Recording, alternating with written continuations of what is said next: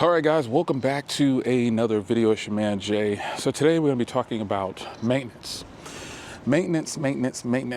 So people can tell you all day about how nice these cars are and how fancy they look and all these other different things.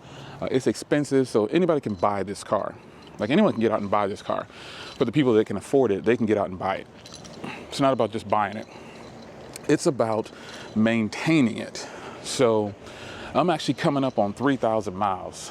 Now, the DCT service is included with the price of your car. You pretty much are paying for it, but you need to get it in for the DCT service by 7,500 miles. So you have to do it between 7,000 and 8,000 miles, basically is what they tell you. So, you can definitely do that. Now, I'm coming up on 3,000 miles, but I did my oil change. I did an oil change on my own, because in that DCT service, they actually do an oil change, check the entire car over, and they change out the DCT filter. They do everything for that at that 7,500 miles. But I opted to just go ahead and do an oil change early and pay for it myself. Now, I found out how affordable the oil change is for this car. I was surprised. The oil change on this car cost me $150 for full Mobil 1 synthetic. I mean, it's not the blend or anything like that. Full Mobil 1 synthetic was $151 out the door for me. So I was like, of course I'll pay that. I thought it was gonna be like $350 or something like that.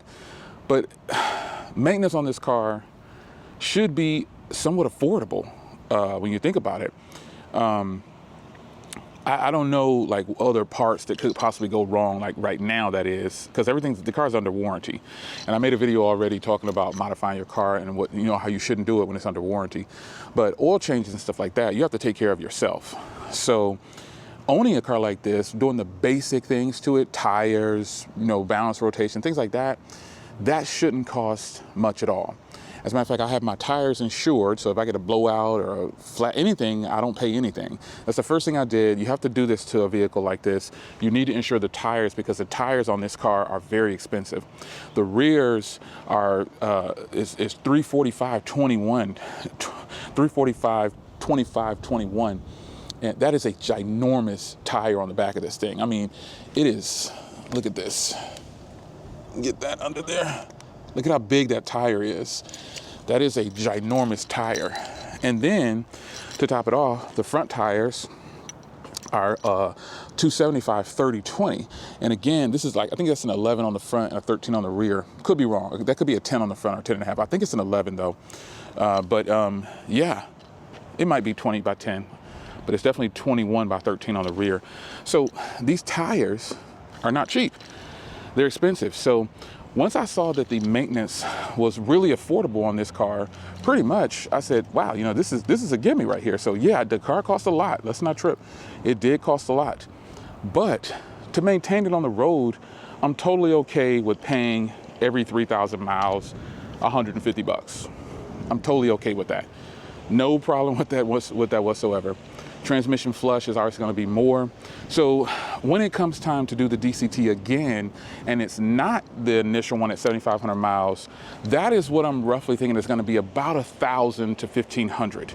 Because I've seen someone on a C8 Stingray say that their car hit it, the car was already past it, and they ended up doing one again at another 7,500 increment, and it was $1,300. So, but that person doesn't live where I live. So I'm thinking where I live at, taxes are a little bit better. And so labor is going to be different depending on where you live, because all the dealers can charge whatever labor they want to charge. So for me, I'm thinking it won't be more than $1,000. And every 7,500 miles, which I won't hit that every year. I'm not going to hit 7,500 miles on this car every year. I'm just now at 3,000 miles. I think I'm at like 2,999 or something like that. Let's take a look and see where I am. Let's see what my miles are right now. Let's see if it pops up. Come on, buddy, pop up. It normally pops up. Let me see. Let me sit in it and see what happens here. Or let's do that. Yep, there I am right there. 2,299 miles. Wow.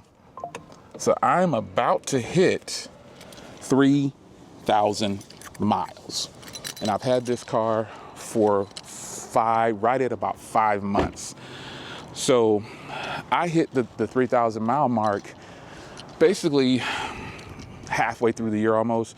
So that means I'll probably be at about 3,500 at 6 months. Because again, I don't drive this car every day, but when I do drive it on the weekends, I drive it.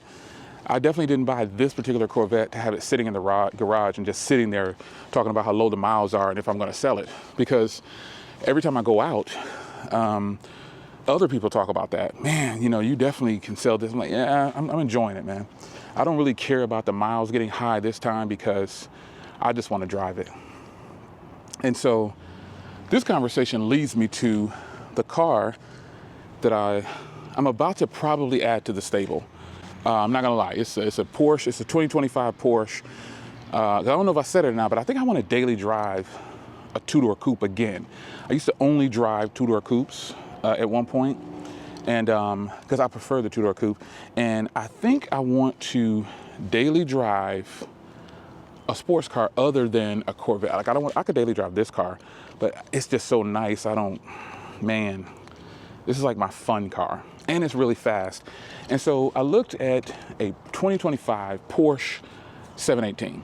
Now I know all the Porsche fanboys out there are gonna say, it's just a base Porsche. Why don't you go for the GTS, or why don't you go for the GT3 RS? It's not about that. It's about having a fun ride. The fun that I get in this car on the weekends. Today is Sunday at the recording of this video, by the way. The fun that I get with this car on Sundays, I want that every day of the week, but not in this car. I don't want to put 100,000 miles on this car in 3 years. I don't want to do it because I just don't want to do it. I want to have this as my fun getaway car for Sundays. So I went and looked at a 2025 Porsche 718. I sure did. And I like it. Now the one I looked at, it's spec'd up. Okay, so the one I looked at actually has about 15,000 in upgrades to it, in add-ons, something I would not do. I'd want to spec it myself. So that car costs 91,000. But the 718 starts at about 74 or 75,000. So they have this one spec'd up really high for my taste. And it's an entry-level Porsche, if you can call it that. So I think the reason the Porsche 718 gets a lot of heat is because it's no longer a 6-cylinder, it's a 4-cylinder. But I gotta tell you folks, that's one of the best sounding 4-cylinders you'll ever hear. That 4-cylinder, that thing, it sounds, and remember, it's a 4-cylinder, it's a 2-liter, but it's still a mid-engine car. It's a mid-engine. It has a bigger trunk and a bigger frunk than this car. It's just bigger. The front frunk on that car is almost 1.5 times bigger than the one on this car. So I could grocery shop in it if I wanted to. I mean, this is on the days that I just don't want to drive my EVs. So if I in fact decide to pick up a 718, I'm gonna have to order it because this will be actually another daily driver for me that, you know, I'm really excited about. That car is incredible. And also, if I'm being honest, I want something that's really sporty, that stands out on the road. And I think any of the Porsches do it.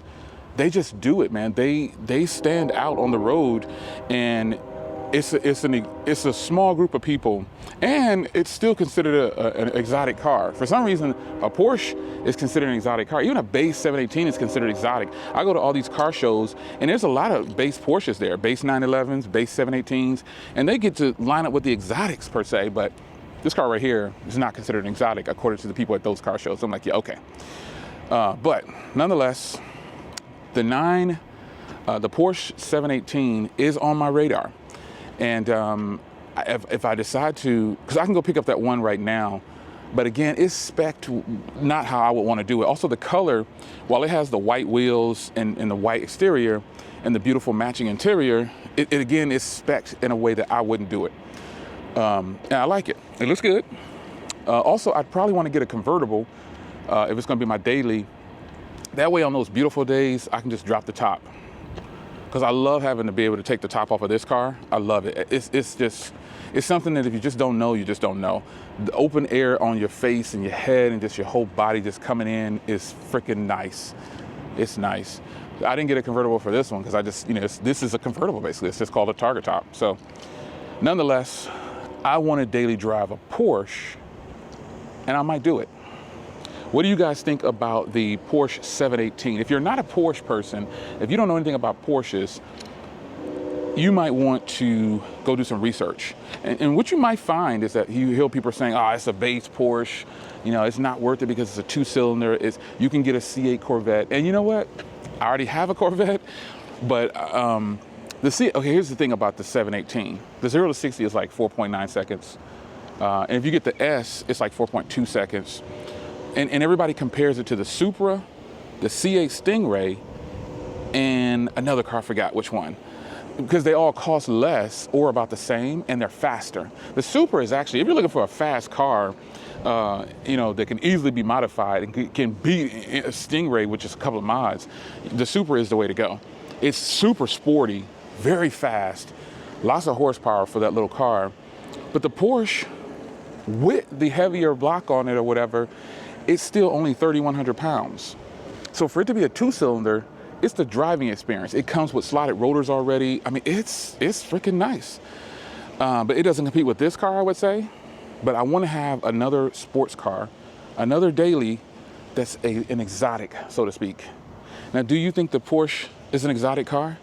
You let me know in the comments. I'm gonna get out of here, I'm gonna go cruise. It's Sunday, I wanna have some fun before I put this in the garage. It's supposed to rain at about 3 to 4 p.m. here.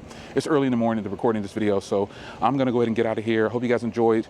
I'm gonna put this bad boy over 3,000 miles today. And we're gonna see how I can keep enjoying this bad boy. I hope I can go ahead and, I can work out a deal. I can just buy the Porsche now, but I don't wanna buy one that I didn't spec. Yeah, with the color and everything, but tell me what you think about the 718 Porsche, because that's exactly what I'm looking at. I'm not looking at the S. I was looking at the base entry-level 718 Porsche. The S is within reach too. I mean, it's just faster. It just looks a little different, you know. But this is a car that I plan on putting a ton of miles on it because I want to be in sporty mode all the time. I know what you're gonna say. Well, Jay, you have that Model Y, and you also daily drive a Plaid right now. But the Plaid isn't sporty. It's just really fast and very comfortable. It's one of the best cars on the market that you could buy, along with the Model Y. This is why I have both. But I want to have some fun. And the Porsche just screams fun. So let me know what you think, man. Should I pick up that Porsche? You think it's a good grab for a daily driver? Porsche fans, I want to hear from you. And let me know what you think. It's your man Jay. Hope you guys enjoyed. The Corvette ain't going nowhere though, not for a Porsche. Not done saying anything about Porsche, but this is way more exotic than a Porsche. It's weird how the Porsches get labeled as exotics and Stingrays and C8s, and some Z06s don't. Z06 is an exotic car, and this is an exotic car, and the Stingray is an exotic car. But some car meets, when you go to them, they don't want to label this Corvettes as exotic cars, just because it's considered an American car, which is so weird to me. But what do you think about grabbing that Porsche, man? I'll see you guys in the next video. Take care.